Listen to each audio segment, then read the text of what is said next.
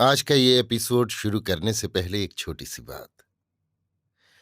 क्या आप भी अपना पॉडकास्ट बनाने की सोच रहे हैं? तो एंकर ट्राई कीजिए।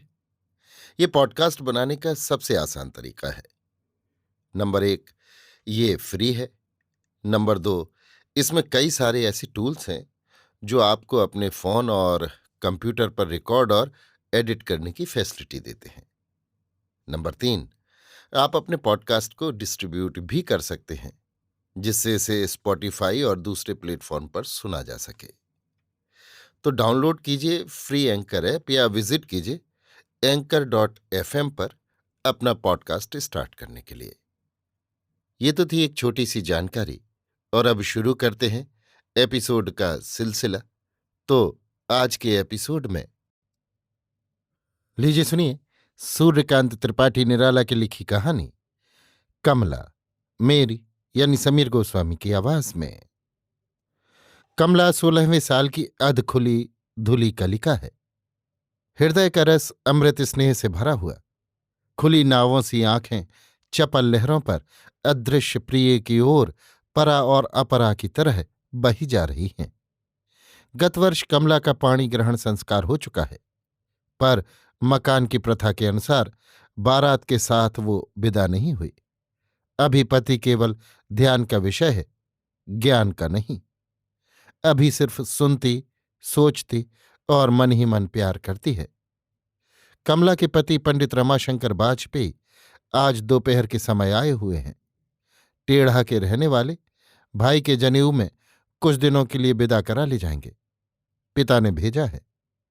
पंडित रमाशंकर के आने की खबर गांव भर की युवतियों में तेजी से फैल गई। कमला की सहेलियां उसके घर महफिल जमाने के विचार से चलीं। माता बहाने से दूसरे के घर चली गई। हंसी मजाक दिल लगी गूंजने लगी। वाजपेयी जी जनान खाने में ही आराम कर रहे हैं। दिन का पिछला पहर, 3 का समय है। सखियां पान लगाकर देती, बुझौल कहानियों के लटके कहती, अर्थ पूछती हैं। वाजपेयी जी अर्थ जानते हैं या नहीं, नहीं मालूम। जवाब नहीं देते, न झेंप कर झेंपते हैं। कहाँ तक पढ़े हैं आप? कुछ त्रिया चरित्र भी सीखा है? आपकी बहन का नाम? उत्तर की प्रतीक्षा के बिना प्रश्न होते रहे। वाजपेयी जी के क्षुद्र घट में एक साथ इतना आदि रस नहीं अट सका। जी उकताने लगा। उधर वाजपेयी जी का वैसा भरा पूरा मुंह देखकर रस का सागर उमड़ता गया। छिपने के इरादे उठकर वो बाहर की तरफ चले तो कमला से कुछ छोटी रिश्ते की उसकी एक बहन ने फुर्ती से हाथ पकड़कर कहा, लो, मेरे पान तो अभी आपने खाए ही नहीं। मैं आपकी बहन लगती हूं? खुलकर हंसी। देखिए, दीदी और आप एक हैं। दीदी की माँ आपकी माँ है, तो दीदी की बहन आपकी बहन हुई। 3-4 सहेलियां हंसती हुई एक साथ कह उठी। वाजपेयी जी ने पान ले लिए, लजाए हुए बाहर चले गए। कमला रामपुर रहती है। छोटा भाई उन्नाव अंग्रेजी स्कूल में पढ़ता है। पिता का देहांत हो गया है। पिता पंडित रामेश्वर जी त्रिपाठी अहमदाबाद में कपड़े की दुकान करते थे। इसी से कुछ धन एकत्र कर लिया था। कमला कभी कभी माता के साथ अहमदाबाद जाया करती थी। शिक्षा हिंदी की मिलती थी, पर मराठी और गुजराती बालिकाओं में रहने के कारण उन भाषाओं पर भी कुछ दखल पा गई है। तीनों भाषाएं पढ़ लेती, तीनों में पत्र लिख लेती है। पिता की मृत्यु के बाद उसका विवाह हुआ। माता ने अच्छा घर, पढ़ा लिखा वर देखकर विवाह किया। दहेज में 3,000 रुपये दिए। कमला के पति पंडित रमाशंकर अंग्रेजी के एमए हैं। इसी साल परीक्षा दी है, अभी फल नहीं निकला। कमला के पड़ोस में कई घर उसके खानदान के हैं। मकान के मालिक पंडित शिवराम जी से कमला के पिता की न बनती थी। इसका एक कारण था, कमला की माता गरीब कान्यकुब्ज की लड़की थी। 20 साल तक अविवाहिता बैठी रही। पिता का देहांत हो चुका था। माता के पास इतना धन न था कि लड़की की शादी बराबर वाले घर में कर देती। कमला के पिता कल्याण भार्य थे। बिना दहेज लिए उन्होंने कन्या की माता को ऋण मुक्त किया। ये बात उनके खानदान के आदमियों को अच्छी न लगी। इसका एक दूसरा कारण था। कमला के ननिहाल वाले भैयाचार कमला की नानी को गरीबी के कारण छोड़े हुए थे कि खान पान रखने से लड़की की शादी करानी पड़ेगी। अलग होने के कारण भी उन लोगों ने गढ़ लिए थे, जिनमें कमला की नानी और कुमारी माता के चाल चलन में फर्क मुख्य था। ये सुनकर कमला के पिता पक्ष के भैयाचार विवाह के समय से अब तक कमला की माता से कोई ताल्लुक नहीं रखते। कमला के विवाह के समय भी नहीं गए। विवाह हो जाने पर वाजपेयी जी से शिकायत करने की ताक लगाए बैठे थे। सोचा था कमला का जीवन बर्बाद कर देंगे। रात एक पहर बीत चुकी। पंडित रमाशंकर भोजन कर चुके। ऊपर के कोठे पर पलंग बिछा दिया गया था, वहीं लेटे हुए थे। कमला की माता और कमला का भी भोजन हो चुका। कमला को अनेक प्रकार की सीख दे, पान और पानी लेकर, पति की पद सेवा के लिए भेजकर, ईश्वर स्मरण करती हुई माता नीचे अपनी चारपाई पर लेट रहीं। कमला के मन में माता की शिक्षा, मस्तिष्क में पति सेवा, आंखों में एकनिष्ठ अचल ज्योति, होठों पर लाज से मधुर मंद मुस्कान, कपोलों तक चक्राकृति फैलती हुई, आत्मा में मृदु प्रणय भय, पदों में भूषणों का विजय सिंजन, जीने की एक एक कली पर पैर रखती, रति की मधुर झंकृति रमाशंकर के भीतर एक एक कमल खिला देती है। आकाश के चांद का फूल पृथ्वी पर ज्योतिर्मय परिमल भर रहा है। कोठे के झरोखों से किरणें अदृश्य अप्सराओं सी दो सुहृदों को प्राथमिक प्रणय के दृढ़ पाश में बंधते हुए देखकर हंसती हुई चली जाती हैं। हवा नीम के फूलों की भीनी महक से दोनों को मौन स्नेह में ढककर बह रही है। हृदय के रत्नाकर ने आज ही विष्णु को लक्ष्मी दी, लक्ष्मी को विष्णु। कमला ने जल भरा ढक्कनदार लोटा और गिलास रख दिया। डिब्बे से निकालकर रमाशंकर को पान दिए। पलकें झुकाए पलंग के एक ओर खड़ी रही, जहां कमला का यथार्थ स्थान था, रमाशंकर का स्नेहमय प्रदेश। वहां से उस प्रांत में जहां रमाशंकर कमला की स्मृति में चमक रहा था, प्रतिध्वनि हुई, बैठो। स्वप्न संचलित कमला पैरों की तरफ बैठ गई। दबाने के लिए अपनी तरफ वाला दाहिना पैर पकड़ लिया, दबाने लगी। झरोखे से चांद सीधे मुख पर पड़ रहा था। तमाम पलंग चांदनी से जगमग। कमला पैर दबा रही है। रमाशंकर एकटक उस अर्धस्फुट कली की नवल मुख कांति पान कर रहा है। प्रतिशिरा एक नए जीवन से मजबूत, उसे अपनी ही दृढ़ता से स्खलित कर दूर, बहुत दूर, सौंदर्य के उस अपरिचित लोक में पतंग की तरह उड़ा ले गई। आज तक के बंद अनेक रहस्य द्वार उस किरणमयी के सौंदर्य के जादू से गुलशब्बों की तरह खुल खुल गए। उसी के प्रकाश से पथ देखता हुआ वो कहाँ कहाँ हो आया। कमला को थकी हुई जान यथा समय रमाशंकर उठकर बैठ गया। बड़े स्नेह के साथ हाथ पकड़ चांद की तरफ बैठा लिया। पैर लटकाए, मुक्त ज्योत्सना कलित अकल आकाश देखते हुए एक दूसरे का हाथ लिए दोनों चुपचाप बैठे रहे। खुले हुए हृदय ने कमला का संकोच दूर कर दिया। प्रणय का मौन स्पर्श दोनों के हृदय को पुलकित करता रहा। भाषा आप बंद हो गई, जैसे शक्ति की चंचलता हो। मौन स्थिति में रहने की अनिच्छा या परिवर्तन ने दोनों को सृष्टि की चपलता, वाक्य कलाप, केलियों में उभार दिया। अनेक बातें हुईं, अनेक विशृंखल परिणय प्रसंग छिड़े। रमाशंकर की उतनी बड़ी विद्वता ने कमला को वार्तालाप की बराबर जगह दी और निसंकोच कमला उसके समान ही वाक्पटु रही। वो रात दोनों को जागते तरह तरह गपशप लड़ाते हुए कटी। वो जागरण की रात्रि भविष्य के जीवन की चिरस्मरण रात्रि बन गई। चिड़ियों की चहक सुनकर दोनों ने देखा रात पार हो रही है। कमला के हृदय में रमाशंकर का कहा हुआ एक वाक्य हमेशा के लिए रह गया, तुम्हारे बिना मेरे जीवन का अर्थ ही क्या। उसी रोज दिन में करीब 11 बजे एक नाई रमाशंकर के पास खबर लेकर पहुंचा। एकांत में बुलाकर कहा, चुपचाप चले चलिए, मालिक ने कहा है विदा कराने की जरूरत नहीं और इसी दम बुला भेजा है। रमाशंकर के होश उड़ गए।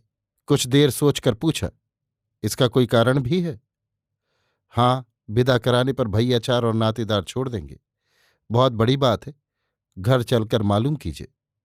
रमाशंकर एक पेड़ की तरफ कुछ कदम बढ़ गया। कहा, तुमको जो कुछ मालूम हो कहो। नाई ने मुंह बनाकर कहा, भैया अब घर में सब समझ लीजिएगा, बड़े घरों की बात कौन कहे। रमाशंकर का दिल बैठ गया, फिर अदम्य आग्रह से भर गया। उसने कहा, हम कहते हैं, संकोच छोड़कर कहो।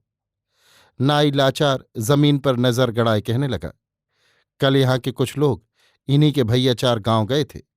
जगनू बापू, रामकिशोर चाचा, भगवान दीन दादा वगैरह है। ये सब रमाशंकर के भैया चार हैं जो जुदा रहते हैं। को अलग बुलाकर कहा है कि लड़की काम की नहीं है, कानपुर में किसी मुसलमान। रमाशंकर क्षोभ से कांपने लगा। कमला पर क्रोध आ गया। नाई कहता गया, अब भैया चार नातेदार सबको मालूम हो गया है। सबकी राय है कि आप चले चलें, फिर जैसा होगा किया जाएगा।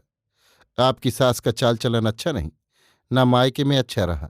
सब भैया चार छोड़े हुए हैं। रमाशंकर सोचता रहा। विषय कोई न था, केवल चिंता और क्रोध था, जिसका अर्थ था कि स्त्री जाति कैसी छल से भरी होती है। प्यार रमाशंकर को बहुत दूर ले गया था। अब हृदय के टुकड़े टुकड़े हुए जा रहे थे, पर प्रमाण की उसे जरूरत न थी। प्यार प्रमाण नहीं चाहता। रमाशंकर मकान गया, चुपचाप अपना छोटा संदूक उठाकर चल दिया। उसकी सास उस समय कार्य से बाहर थी। कमला खड़ी थी, भोली दृष्टि से देखती रही। रमाशंकर सिर झुकाए हुए चला गया।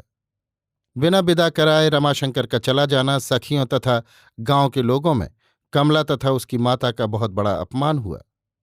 सखियां कमला के आंसू पोंछतीं, उसे ढांढस देती थीं।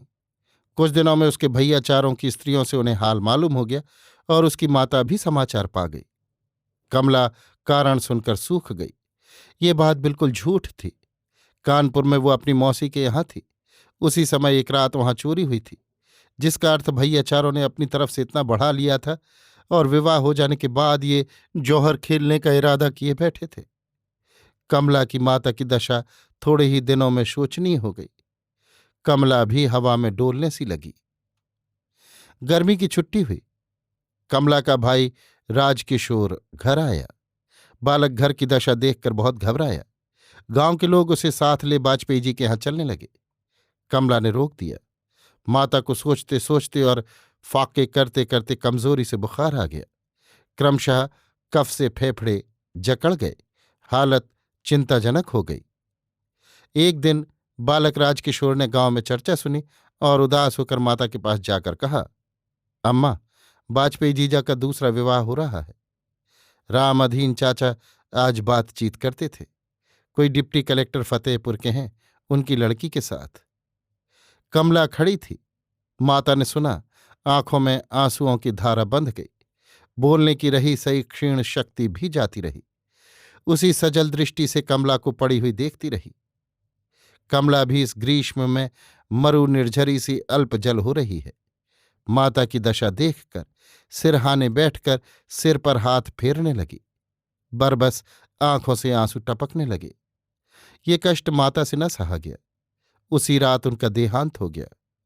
गांव के अपर लोगों की मदद से लाश गंगा पहुंचाई गई। राजकिशोर ने दाह किया। विवाह के लिए रमाशंकर की इच्छा न थी। उसकी चोट ताजी थी, हृदय बैठ गया था। कमला को वो इतना प्यार कर चुका था कि अब विवाह की तरफ से बिल्कुल वीतराग हो रहा था। मन उड़ा फिरता था। हृदय में जगह न थी। था दर्द, जहां उसे केवल कष्ट मिलता था। गांव में कोई और उसका साथी भी न था, सिर्फ बगीचे थे। डिप्टी कलेक्टर के छोटे भाई वर की तलाश में आए थे। लड़का बहुत पसंद आया। विवाह पक्का कर गए। रमाशंकर ने पिता की आज्ञा स्वीकार कर ली। एक रात की बात है। रमाशंकर सो रहा था। स्वप्न में देखा कमला बगल में खड़ी है, आंखों से आंसू जारी हैं। उठकर बैठ गया। वो मूर्ति उसकी दृष्टि में लीन हो गई। कमला की मौसी खबर पाकर आईं। उसे अपने पास कानपुर ले गईं। कुल क्रिया हो चुकी थी। राजकिशोर उन्नाव से सर्टिफिकेट लेकर कानपुर में भर्ती हो गया। दिन, सप्ताह, मास क्रम क्रम से जीवन की पूर्ति के रूप से एकमात्र भाई के स्नेह में बीतने लगे। कमला का चित्त भी पूर्व स्थिति के विस्तार को संकुचित करता हुआ अपनी ही हद में आ गया। दुख का वो रूप नैराश्य के तम में लीन हो अब केवल सुप्ति की तरह जीवन की शांति में प्रवर्तित हो गया है। अब उसे कोई इच्छा नहीं, उसके प्राणों में कोई रंग नहीं है केवल तपस्या, जिस पर एक हिंदू महिला विश्वास की डोर पकड़े हुए अपना कुल जीवन निछावर कर देती है। पति के प्रति कमला का काम ही क्रोध उभाड़ सकता था, मोह में बदलकर जीवन को कलंकित कर सकता था। पर अब उसका निशान तक न रहा। वो अपनी कुल प्रथा के अनुसार एक सौभाग्यवती की तरह व्रत उपवास आदि तथा देवताओं को प्रणाम कर पति तथा भाई की कल्याण कामना किया करती है। श्रृंगार में केवल सेंदूर उसे तृप्त करने के लिए है। एक सीने की मशीन उसने खरीद ली है। रूमाल, कमीज, कुर्ते आदि सीती, कभी कपड़ों पर छापे लगाकर बेल बूटे काढ़ती है। इसी तरह उसके अवकाश का समय पार होता है। उसकी मौसी माल बाजार में बेचवा देती, दुकानदार बिक जाने पर दाम दे देते हैं। कमला जहां रहती है वहीं एक बगल में आर्य समाज के मंत्री जी रहते हैं और एक तरफ महिला पत्रिका की संपादिका। एक रोज मंत्री जी की कुमारी कन्या उनसे आकर मिली। अपनी घरेलू सभ्यता के अनुसार थोड़े सामान और भरे पूरे हृदय से कमला ने उसका स्वागत किया। बातचीत होने लगी। तुम बहुत दिनों से यहां रहती हो, कल मैंने सुना, मंत्री जी की लड़की वेदवती ने कहा। हां, मौसी जी के साथ कुछ महीने हुए आई हूं, कमला ने नम्र स्वर से कहा। तुम्हारा विवाह तो हो गया है? मांग का सिंदूर देखती हुई वेदवती ने कहा। हां, कमला ने सरल चितवन नीची कर कहा। तुम अपने पतिदेव के यहां कितने दिनों से नहीं गई? जब से विवाह हुआ, उसी सरलता से कमला ने कहा। क्यों, क्या अभी तुम्हारा गौना नहीं हुआ? ना। कमला चुपचाप बैठी रही। तब तक कमला की मौसी भी आ गई और पड़ोस की उसे प्रतिष्ठित घर की कन्या जानकर एक सांस में कमला के प्रति हुए पाशविक अत्याचार का वर्णन कर गई। सुनकर गुस्से से वेदवती का चेहरा लाल पड़ गया। तुम लोग कमजोर हो, किस्मत को कोसती हो। मैं होती तो चपत का जवाब दूने कस की चपत कस कर देती, उन्हीं की तरह अपना भी दूसरा विवाह साथ साथ करती, ऊपर से न्योता भेजती कि आइए जनाब मन, मेरे शौहर से मुलाकात कर जाइए। तुम्ही लोगों ने अपने सिर स्त्रियों का अपमान उठा रखा है। कमला पलक ताकती रही। वेदवती उठकर बाहर की ओर अभी आती हूं कहकर चली गई। महिला की संपादिका कुमारी सुशीला देवी को साथ लेवा लाई। ये हैं, देखो, पतिदेव के पिताजी ने बिना अपराध परित्याग कर दिया, चिरंजीव पुत्र की दूसरी शादी कर दी। परिचय दिया। सुशीला बैठ गई, वेदवती खड़ी रही। तुम्हारी बातें एक नोट के रूप में महिला मैं दे दूं? सुशीला ने राय ली। नहीं, ये सब बुरे संस्कार हैं बहन, इन्हें दूर करने की कोशिश ही हमारा धर्म होना चाहिए। पर ये मेरी तरफ के बुरे संस्कार नहीं, लिखने के लिए कहने पर साक्षी बनकर मेरी तरफ के ठहरेंगे। मैं ऐसा नहीं चाहती। पर मेरा धर्म भी एक है, उसके लिए मुझसे आप राय क्यों लेती हैं?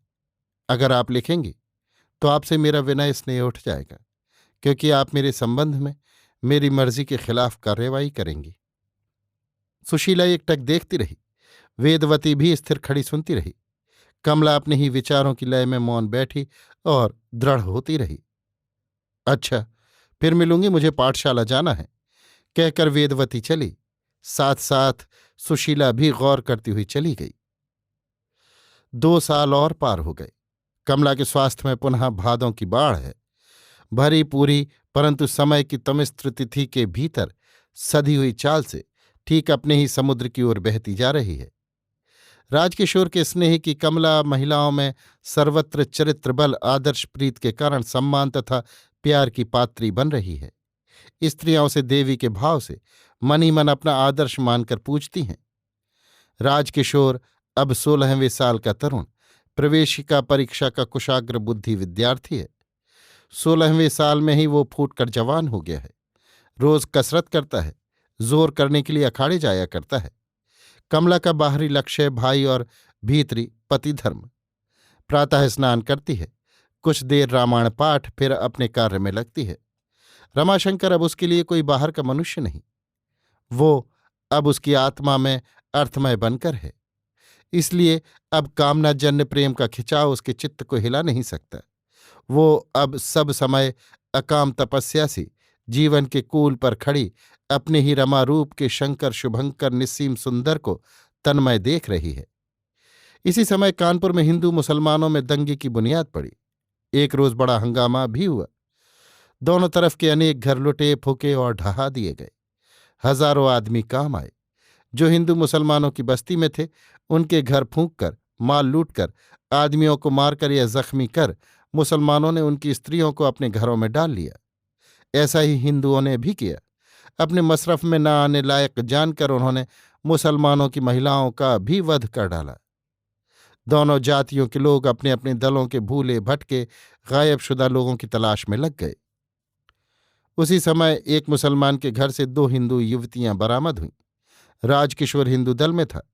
निस्सहाय जान अपने घर में जांच होने तक जगह देने को राजी हो गया और कमला के पास लेवा लाया।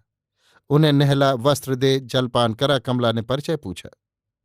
दोनों भले घर की स्त्रियां जान पड़ती हैं, बहुत ही दहशत खाई हुई। एक ब्याही हुई घर की बहू सी है, दूसरी कुंवारी।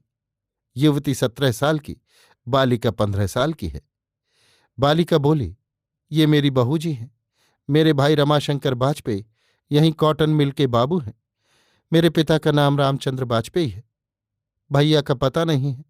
पिताजी घर में थे पर हम लोग से नहीं मिले। कुछ मुसलमान घर लूटकर हमें अपने साथ ले गए थे। कमला चकित हो गई। बड़ी देर तक सोचती रही, फिर राजकिशोर को अलग बुला सब हाल समझाकर अस्पतालों में पता लगाने के लिए कहा। फिर युवतियों के भोजन पकाने का इंतजाम करने लगी। मौसी गांव गई थीं। पंडित रामचंद्र और रमाशंकर अस्पतालों में मिले। दोनों के सिर पर चोटें थी। रमाशंकर डेरे जाते समय घायल हुए थे। 4-5 दिन बाद अच्छे हो गए। राजकिशोर स्वयं सेवक की हैसियत से देख आता था पर अपना परिचय नहीं दिया। युवतियां कमला के यहां प्रसन्न रहती रहीं। उनका पूरा परिचय तो कमला ने प्राप्त कर लिया पर अपना पूर्णतः छिपा रखा। पिता पुत्रों के लिए 4-5 दिनों तक भोजन कमला घर से ही भेज देती थी। उन्हें हाल मिल चुका था कि उनकी बहू और कन्या सुरक्षित हैं। 5वें दिन अच्छे होकर वे कमला के घर आए। साथ राजकिशोर भी था। रमाशंकर तथा उनके पिता से वो सब हाल जिस तरह उनकी महिलाएं एक मुसलमान के घर से निकाली गई थीं राजकिशोर ने कहा। बाजपेयी जी ने प्रत्युत्तर में उसका निवास स्थल पूछा। राजकिशोर ने रायबरेली जिले के धई मुकाम के पास बतलाया। मकाना अपनी महिलाओं को लेकर विदा होते हुए पंडित रामचंद्र जी बार बार हाथ जोड़कर बालक राजकिशोर से प्रार्थना करने लगे। आपने हमारा पूरा पूरा उद्धार किया है। अब इतनी कृपा और कीजिए कि इस मामले का भेद कहीं खुलने न पावे, नहीं तो हम किसी तरफ के न रहेंगे। रमाशंकर की भी पिता के शब्दों से सहानुभूति थी। राजकिशोर पृथ्वी की तरफ देख रहा था। आंखों से आंसुओं की बड़ी बड़ी बूंदें टपक रही थी। कुछ संभल कर कहा, नहीं बाजपेयी जी, आप निश्चिंत रहिए। जैसी हमारी इज्जत वैसी ही आपकी है। पंडित रामचंद्र जी घर गए तो देखते हैं उनके जाने से पहले गांव भर में उनकी बहू और बेटी की मुसलमान के घर रहने वाली खबर फैल चुकी है। घर में उन्हीं के सगे भाई ने कहा कि घर में अभी आपका रहना नहीं हो सकता, क्योंकि आपके पीछे हम बेधर्म तो हो नहीं सकते। हमारे भी छोटे छोटे बच्चे हैं, उनके भी जनेऊ और ब्याह हमें करने हैं। सब लोग हमें छोड़ देंगे तो हम सिर्फ आपको लेकर करेंगे क्या? आप तब तक ढोर वाले घर में रहिए, हम भैयाचारों को बुला लाते हैं। पंडित रामचंद्र और रमाशंकर बड़े घबराए पर उपाय न था। ढोर वाले घर में गए। शाम को भैयाचारों का जमाव हुआ। सबने राय दी कि तुम लोग गधे बन गए हो, अब लाख धोने पर घोड़े नहीं बन सकते, इसलिए अब अपना परिवार लेकर अलग रहो। लाचार होकर पंडित रामचंद्र को अलग होना पड़ा। गांव में जहां उनके प्रबल प्रताप से सभी वर्ण कांपते थे, जिसके मकान में वो पानी पी लेते थे, वो अपने को कृतार्थ इंद्रतुल्य समझता था। उन्हीं बाजपेयी के लिए किसी शूद्र का पानी छू लेना दुश्वार हो गया। इतने अपमान से वो गांव में न रह सके। अपने पुत्र तथा परिवार के साथ पुनः कानपुर चले गए। दंगे के कारण बहुत दिनों तक व्यवसाय बंद रहा। लड़की जवान हो चुकी थी और भैयाचार छोड़ चुके थे। पता लगाकर विवाह करने वाले कनवजिए फंस नहीं सकते। इस विचार से एक दिन राजकिशोर के यहां गए। बातचीत से मालूम हुआ वो अभी कुंवारा है और गोपाल का तिवारी उनसे कुछ ही हेठा पड़ता है, पर ऐसे विवाह दोष वाले नहीं कहलाते। ये सोचकर बाजपेयी जी ने राजकिशोर से उसके अभिभावक को पूछा। राजकिशोर ने पूछने का कारण पूछा। बाजपेयी जी ने कहा, तुम्हारा विवाह अपनी लड़की से करना चाहते हैं। रमा कहता है कि बहन को उन्होंने बचाया है, अब उन्हीं से उसका विवाह कर देना ठीक होगा। राजकिशोर ने कहा, विवाह की बातचीत मेरे अभिभावक पक्की कर लेंगे, आपको दिक्कत न होगी। पर आप रमाशंकर जी को लेकर कल आइए, मैं अपने अभिभावक से भी कह रखूंगा। दूसरे दिन पंडित रामचंद्र तथा रमाशंकर आए। कमला अनावृत मुख मंदपद सामने आकर खड़ी हो गई। रमाशंकर ने पिता से कहा, ये तो पंडित शिवराम जी की लड़की है। कमला ने कहा, आपकी इच्छा होगी तो ऐसी स्थिति में मैं विवाह करने को तैयार हूं, क्योंकि आपको उठा लेना मेरा धर्म है। अभी आप सुन रहे थे सूर्यकांत त्रिपाठी निराला की लिखी कहानी कमला, मेरी यानी समीर गोस्वामी की आवाज में।